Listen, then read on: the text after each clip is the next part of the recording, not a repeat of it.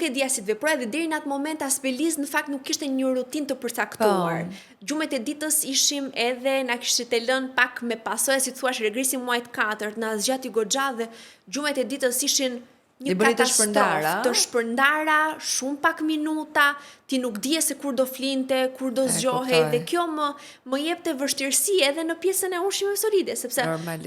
nëse fillova të merrja informacion, kudo thuaj që duhet një orar fiks, t'ja mbash pak a shumë çdo ditë. Si puna e gjumit edhe ushqimi njësoj duhet jetë. Dhe duhet kesh kujdes që vajza ishte ushqyer edhe pra të kishte pirë qumësht më parë, pra një orë po themi, të kishim diferencë, po t'ishte dhe fjetur, mos t'ishim para gjumit, sepse do të fillonte të acarohej prej gjumit, dhe mua kjo më ndodhte. Unë nuk dija se kur do flinte, dhe momentin që unë filloja t'i jepja ushqimin, acarohej dhe për gjume, dhe ma linte fare, dhe